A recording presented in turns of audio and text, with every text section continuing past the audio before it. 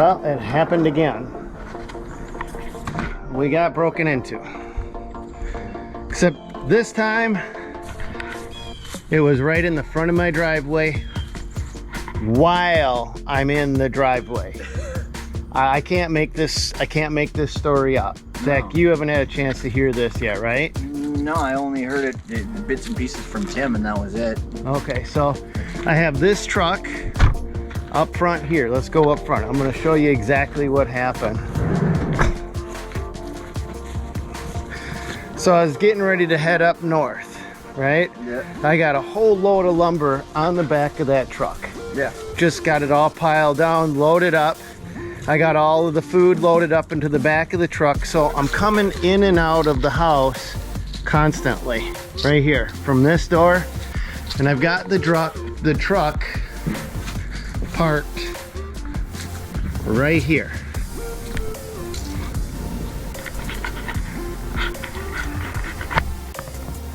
So the truck is parked right here, the cab is right here, and I'm going back and forth in and out of this door. Yeah. I take my backpack, and my backpack is the thing that I always carry with me, and I keep everything in one place. Oh, yeah. And it's one of the very last things that I always load up. Mm-hmm. Okay?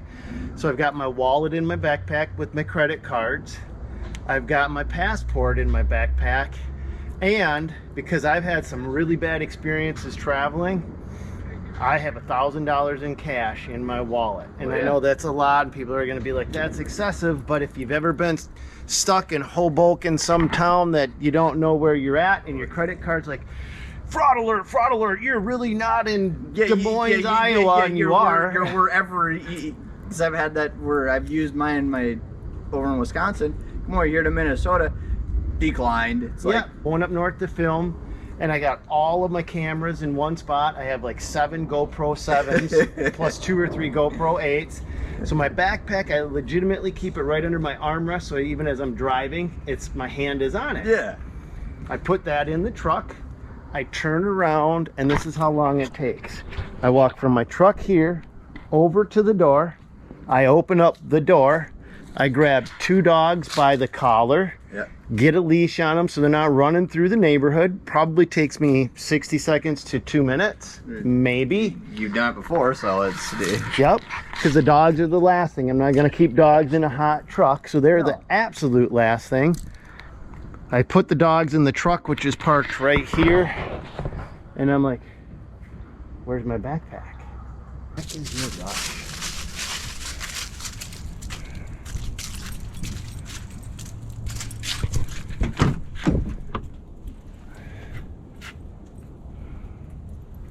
What the heck? Where did it go? Now the truck is wide open because it's running. It's running. My wife comes, I'm like, Nikki, I think someone stole my backpack. The wife comes out and she's looking around. Maybe I dropped something. Maybe I'm just being stupid, but left it behind the door. She goes over and somebody had rifled through all of the mailboxes. So they had to be sitting around the corner watching. And my wife is like, I saw a red soccer mom car. And what it was a red Honda Element that she had seen.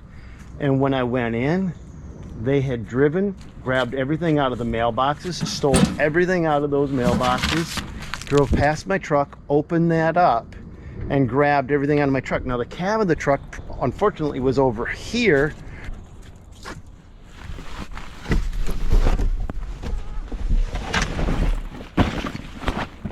With these vehicles right here, and I've got not one, Zach, but 2 security cameras on the front of the house. Yeah. It was just out of eyesight.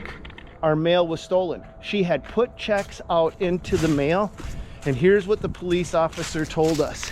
If you have a mailbox like this, do not put that up, because that means something is going out in the mail, and that's usually something good, like money or some way of stealing a person's identification. At least that's what the police officer told us.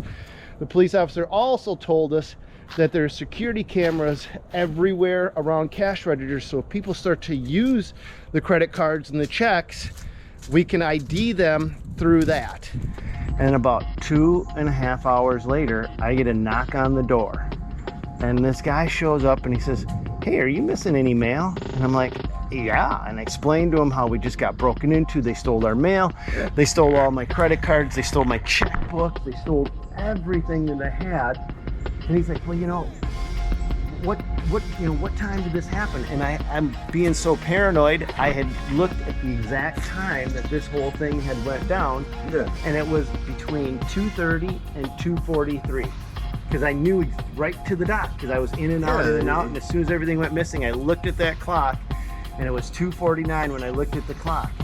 And what had happened is this guy had stolen the mail, had driven over to St. Paul, a few miles away, parked in front of this other guy's house, went through my mail, threw that out, and he caught him on camera. And then so I'm telling him the story, he starts sending me pictures and texts. He even got it on video on his security camera. So Dan the man, let's pop that up right here. Let's show these guys this burgundy Honda Element.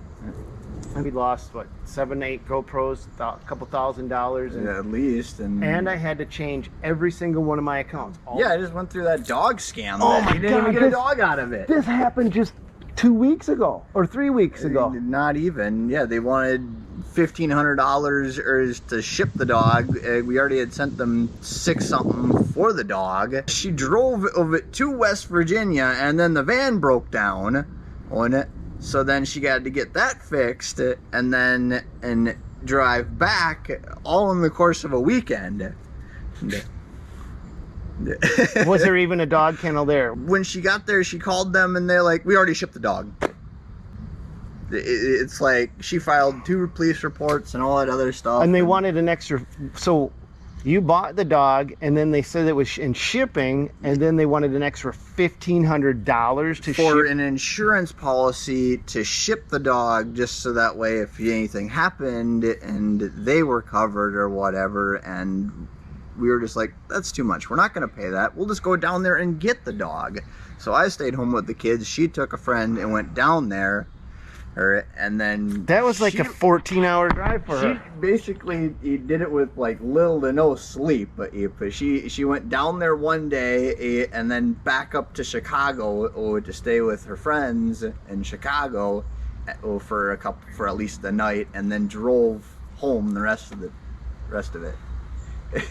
Oh, they wanted Bitcoin. Yeah, they wanted that Bitcoin Oh stuff. my gosh. That's the craziest thing. I can't believe that. So this actually, I remember this happening to Zach. While it was happening, I'm like, Zach, don't do it. So when they broke into my truck, they stole my checks. And I had to change all of my checking accounts, and this is why. This guy right here paid the order of Rodney Schmidt, $2,500. So whoever this dude is, he even wrote down, look at this, Truman Job, and tried to sign my name. Now they do have my passport, so they do have access to how I sign my signature, but we've already closed down every account that's been associated with me, period, and changed them out. So I'll keep you guys updated as more stuff happens, but that's why we had to change all of the banking accounts. That's why not just the credit cards, like all of the accounts have changed. So I hope you guys never have to go through this. I hope you guys understand that, man, it's just a big hassle. And, wouldn't it be nice if people could just work as hard at a job as they work at screwing other people over? Wouldn't that be nice? So it looks like the Dirt Monkey is in. I'm going to be looking for recommendations for really high-end security cameras, because I'm going to have this place lit up like a Christmas tree around here. So that's what happened. They stole thousands of dollars in goods and materials, footsteps away from my door while I'm walking in and out. I just can't believe how brave they're getting. So hopefully you guys are staying safe. Let me know if you guys have had any bad experiences or what your crazy stories are, things that you just can't make up. This is one of them. I couldn't believe just how brave they were. And the police officer's like, you're really lucky they didn't steal your truck. And I'm like, I said to him, I wish they would have, because I had that whole thing just loaded down. It was squatting with wood. And if they had sold that truck, I could have just said, hey, just pick up the truck that's squatting full of live edge black walnut wood, because it was jam packed full of it. Yeah. And it was running, keys in it. I was leaving. I just had to get 2 dogs and walk out the door. I could have had free food and lumber and all that stuff. Right. And a truck. Right. Okay. I guess they seen it was a ram. I don't know what else to say. They're like, oh no. All right, guys, God bless. Go get them, and hopefully we'll see you on another one. You guys stay safe. That's our tale for the day. And this story just keeps giving in the worst possible ways, you guys. So they attempted to steal $2,500 out of the checking account. And a few days later, then they attempted to take another $5,200 out. Then they went to the credit cards, tried to do $712, then $543, then $50 at Quick Trip, then $432, then $472. So they're continuing to try to rack up the charges, but all of those accounts have been closed out, shut down, put on hold. And every time they make charges like this, we're pulling security footage from where they're attempting to do it and working to backtrack to find these guys out, who they are.